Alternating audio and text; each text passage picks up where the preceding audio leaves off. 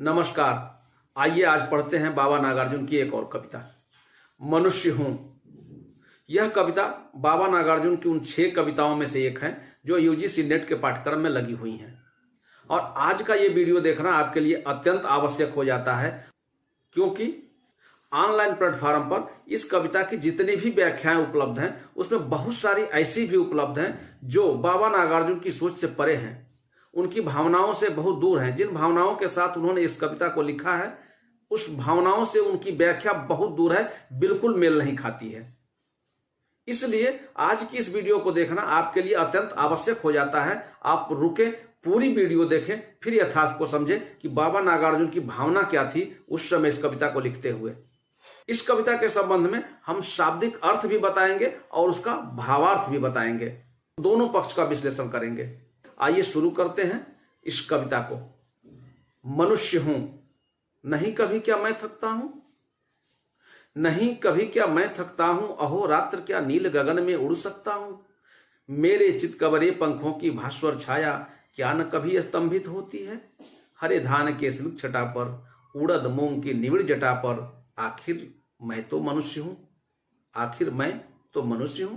शाब्दिक अर्थ देखते हैं। अहोरात्र का अर्थ यह होता है कि एक सूर्योदय से दूसरे सूर्योदय तक के बीच का जो समय होता है उसे अहोरात्र कहते हैं। अर्थात एक पूरा दिन और एक पूरी रात के बाद जब नया सूर्योदय आता है, मतलब इस सूर्योदय से और अगले सूर्योदय तक के बीच के समय को एक अहोरात्र कहा जाता है। अर्थात इसका अर्थ निकलेगा यहां कविता में कि दिन रात। क्या अर्थ निकलेगा?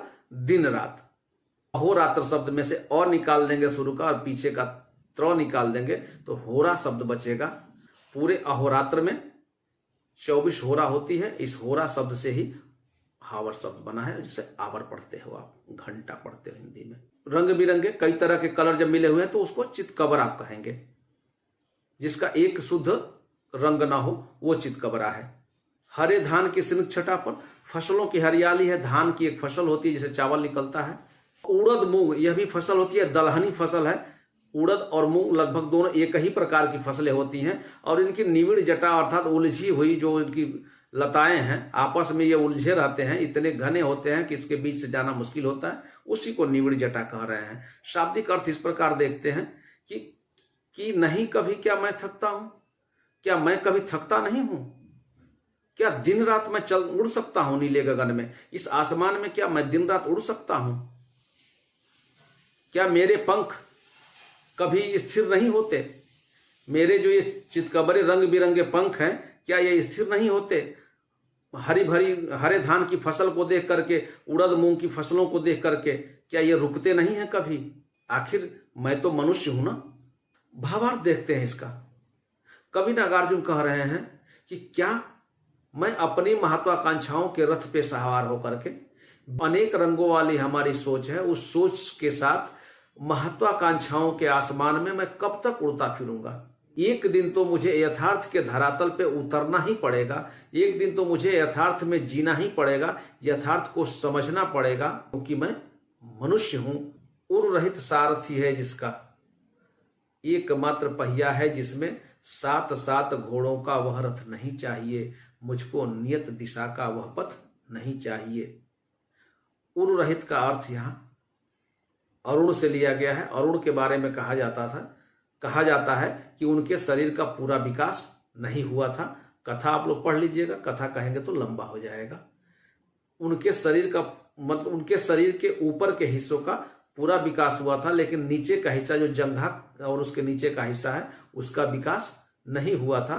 तो कह रहे कि बिना जंघा वाले जो सारथी हैं, जिनके किसके सारथी हैं, तो जिनका 7 घोड़ों वाला रथ है। और ये 7 घोड़ों वाला रथ किसका है? तो सूर्य का है। और जो 7 घोड़ों का रथ है उसमें सिर्फ एक पहिया लगा है, अर्थात वो एक लीक पे चलने वाला है, एक परिपथ पे चलने वाला है। जैसा कि आप समझ रहे हैं ना, सभी ग्रहों का एक परिपथ होता है ना, सभी उपग्रहों का एक परिपथ होता है, तो सूर्य का भी एक परिपथ है जिसपे वो गति करता है। वो एक नियत पथ पे चलता है, वो उस नियत पथ से हट नहीं सकता, उसमें बंधा हुआ है और वो बंधा हुआ पद नहीं चाहिए। बाबा नागार्जुन कहते हैं कि वो नियत पथ मुझे नहीं चाहिए, मुझे मनोवांछित पथ चाहिए, मुझे एक स्वतंत्र पथ चाहिए। पृथ्वी ही मेरी माता है, इसे देखकर हरित भारत मन कैसा प्रमुदित हो जाता है। अरे यह पृथ्वी मेरी माता है और इस पृथ्वी पर जो हरा भरा ये भारत है, ये भारत का हिस्सा जो हरा भरा है उसको देख के मन प्रसन्न होता है, इसकी हरियाली को देखकर। शब है इस पर जीव जंतु नाना प्रकार के, करें कि इस पर सब कुछ तो है, विभिन्न प्रकार के जीव जंतु हैं। तृण तरुलता गुल्म बहुविध, बहुत प्रकार के लताएं हैं, बहुत प्रकार के पेड़ हैं, बहुत प्रकार की घास है, बहुत प्रकार के झाड़ियां हैं।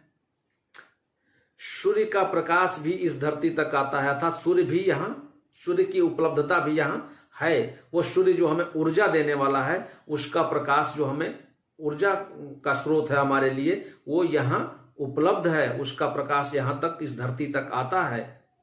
और ये जो चंद्रमा है, चंद्रमा का शीतल प्रकाश भी हमें उपलब्ध है इसी धरती पे रहते हुए। यहाँ ग्रहों की भी उपलब्धता है, ग्रहण भी लगते हैं, शत सहस्त्र संख्या में बिखरे तारे भी हैं। और इसी धरती पर खड़ा होकर के जब हम आसमान की तरफ देखते हैं तो इसी धरती से सैकड़ों हजारों की संख्या में तारे भी हमें दिखते हैं। कवि नागार्जुन का कहना है कि इस धरती पे सभी प्रकार के जीव जंतु वनस्पतियां तो सब कुछ है, सब कुछ जो साधन चाहिए एक मनुष्य को जीने के लिए वो सब कुछ तो यही है। फिर हमें कहां उड़ के जाना है? मुझे किसी प्रकार के घोड़ों का रथ नहीं चाहिए, कोई विलासतापूर्ण जीवन नहीं चाहिए। मुझे इसी प्रकृति के जीवन में, प्राकृतिक जीवन में, प्रकृति के साथ जीने में मुझे आनंद है। मुझे कोई निश्चित पथ नहीं चाहिए, मुझे कोई बंधा हुआ पथ नहीं चाहिए, मुझे अपना स्वतंत्र पथ चाहिए। उस स्वतंत्र पथ पर प्राकृतिक रूप से जीने में जो खुशी है वो नियत पथ पे नहीं है। सब है इस पर कालकूट भी यहीं पड़ा है, अमृत कलश भी यहीं रखा है, नीली ग्रीवा वाले उस महामृत्युंजय का भी बाप यही है। करे कि सब कुछ है यहाँ पे, कालकूट भी यहीं पड़ा है। शब्द का अर्थ समझिए, कालकूट अर्थात विष है, और विष कहां से निकला है? तो समुद्र से निकला है, और समुद्र कहां है? इसी धरती पे है। अमृत कलश कहां से निकला है? समुद्र से निकला है, और समुद्र कहां है? इसी धरती पे है। नीली ग्रीवा वाले अर्थात जिनका गर्दन नीला पड़ गया है, क्यों? क्योंकि वो विष पिए थे। कथा आप जानते हैं तो बहुत बताने की जरूरत नहीं है। विष पीने के कारण जिनका ग्रीवा अर्थात गर्दन, गला जो उनका नीला पड़ा हुआ है, उस मृत्युंजय का, उस मृत्यु को जीत लेने वाले मृत्युंजय का बाप भी यही है। अब बाप शब्द से को थोड़ा समझना होगा ना। बाप अर्थात वह शिव जिनको शिवत्व देने वाला, अर्थात जब वो योग ध्यान में बैठते हैं जो, तो वो ऊर्जा का जो संचार होता है वो शिवत्व है। और वो शिवत्व कहाँ मिलता है उनको? तो कैलाश पे मिलता है। और वो कैलाश कहाँ है? यही है, इसी धरती पर है। अमृत प्राप्ति के हेतु देवगण नहीं दोबारा अब ठग सकते दानव कुल को। इस कविता को अब अलग से समझना पड़ेगा। शाब्दिक अर्थ तो आप समझ ही रहे हैं। बाबा नागार्जुन जो प्रतीक दिखा रहे हैं वो ये दिखा रहे हैं कि जब समुद्र मंथन के बाद अमृत कलश निकला था तो उसको देवताओं ने ठग लिया था, और जो दैत्य थे, जो राक्षस थे, उनको नहीं पीने दिया था, और धोखा से जिसने पी लिया था उसको अलग कर दिया गया था, अर्थात धड़ अलग कर दिया था और सर अलग कर दिया गया था। ये प्रतीक है, प्रतीक के रूप में कह रहे हैं। लेकिन यहां जो काल है, जो समय है रचना का, कविता के लिखने का जो समय है, मैं पिछली कविताओं में भी अपनी कहा हूं कि जब भी कविता पढ़िए तो उसका रचना काल जरूर पढ़िए। और रचना काल ये इस कविता का है। जैसे उनका जो एक कविता संग्रह है युग धारा, कब हुआ था प्रकाशित? 1953 में। तो बहुत सी कविताएं जो उनमें संकलित हैं युग धारा में, तो 1953 या उससे पहले लिखी जा चुकी होंगी, तभी उसमें छपी है ना। तो ये 1947 के बाद का जो भारत है, जो आजाद भारत है, वो भावार्थ यहाँ है। उसको समझाते हुए कहते हैं कि वह लोग जो देवगण अपने को समझते थे, कौन?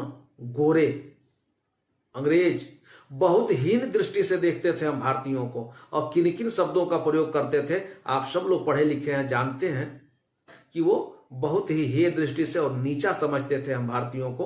अपने को वो देवता समान समझते थे, और उनकी नीति क्या थी? बांटो और राज करो।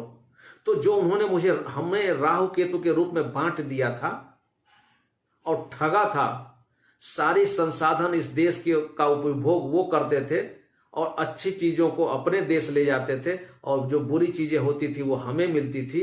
वो उन्होंने जो ठगने का काम किया है अब नहीं कर सकते, क्योंकि अब हम स्वतंत्र हो गए हैं। उन्होंने जो बांटने का काम किया, किसी को ऊपर का बना दिया और किसी को नीचे का बना दिया। ऊपर नीचे का जो तुमने भेद किया था, मुट्ठी भर कुछ लोगों को ऊपर बैठाकर, मुट्ठी भर कुछ भारतीयों को ऊपर बैठा करके बाकी को तुमने हीन दृष्टि से देखा था, तुमने नीच दृष्टि से देखा था और भेद किया था अमृत कलश बांटने में। अब वह तुम नहीं कर पाओगे। अब हम स्वतंत्र हो गए हैं, अब हमारा लोकतंत्र बना हुआ है और हमने उस राहु केतु को, जो तुमने ऊंच नीच का भेद पैदा किया था ना, उसको हमने पाट दिया है अपने संस्कारों से, अपनी सभ्यता से हमने उसको पाट दिया है। तो अब ऐसा नहीं होगा।